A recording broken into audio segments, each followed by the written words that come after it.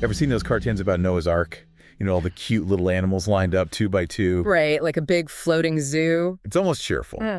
But the actual flood narrative in Genesis, that's what we're diving into today. And let me tell you, it gets a whole lot less sunshine and rainbows. It really does. I mean, it's easy to focus on the animals marching in, but this story, wow, it gets intense. And complicated. Yeah. This isn't just about building a boat. This is, well, you sent us this section of Genesis to unpack, and there's a lot to unpack. Definitely. This flood narrative, it's one of those stories that shows up in different cultures, but for the ancient Israelites, it was foundational. Okay, so break that down a bit. What do you mean by foundational? Like, why does this story matter so much? Well, imagine it's, I don't know, like the bedrock their entire worldview is built on.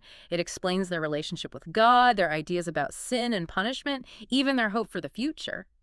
So it's about way more than just a natural disaster. Oh, absolutely. This is about destruction and renewal, about humanity messing up, and then, well, this idea of a covenant comes in. Yeah, you mentioned covenant earlier. Some of us might have missed that Sunday school lesson, so could you explain what that means? Right, so a covenant is basically a solemn promise, a super strong agreement. In this case, God promises Noah that even though humans really messed up, he won't ever again destroy the world with a flood. It's a pretty intense promise. Yeah. And speaking of intense, Genesis doesn't just say it rained a lot. There is some really specific details, like God's instructions to Noah. It's not just grab some animals. It's 7 pairs of each clean animal, specific category. It's almost written like... Like an inventory. Yes, Yeah. exactly, like an inventory. So what's with all the specifics? What's the significance? Well, think about the number 7 in the Bible. It pops up a lot, right? It does. I'm sensing a theme here. It chuckles. Definitely. 7 often represents completeness or divine action, something God is directly involved in. So by saying Noah needs 7 pairs of certain animals, not just 2, it's kind of like emphasizing that this isn't some random chaotic event. There's a plan here. Okay, that makes sense. But then it's not just rain that's flooding the earth, right? Yeah. Genesis talks about the fountains of the great deep bursting open. I mean, what's going on there? Yeah, it's really powerful imagery. Imagine that. It's not just a rainstorm. It's like the whole world is turning itself inside out. It really emphasizes how total this destruction is going to be. And then the text goes on to list almost methodically everything and everyone that's destroyed. Yeah. It's like, well, it's a lot. Right. Like God is making a point, emphasizing the totality, the completeness of this judgment. And yet in the middle of this absolute chaos, Yeah. we have this one tiny ark with Noah and his family and all those animals bobbing around. You called it a microcosm of creation. What did you mean by that? Well, it's like this little wooden box. It contains the seeds of a new beginning, right? It's a tiny snapshot of the world as it was before the flood, but also a glimpse of what's to come.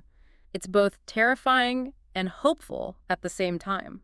It really makes you think about those choices. Yeah. What gets saved, what gets left behind. I mean, do you think that kind of question resonated with people back then too? Like, why these specific animals? Why these rules? I'm sure it did. And honestly, it's something we still grapple with today, just in different ways. What do we choose to preserve? How do we respond when faced with disasters or huge problems? These are really human questions. Right. Because even though it's an ancient story, and, we might see it more symbolically today, the flood narrative really makes you think about, I don't know, our responsibility to the planet. Like, are we doing enough to avoid another metaphorical flood? Absolutely. Those questions of responsibility and consequence, they definitely still resonate.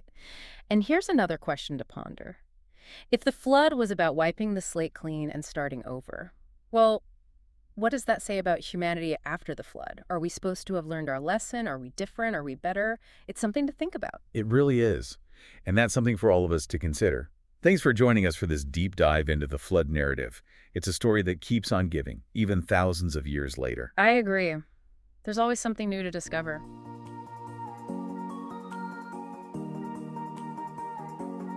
Thank you for spending this time with us. Toby, Eleanor, and our team of researchers are working hard to produce more episodes. If you value what we're doing here, please consider subscribing and sharing the word. Additionally, our podcast, RSS, and Patreon links can be found below. Listener support is what makes our work possible.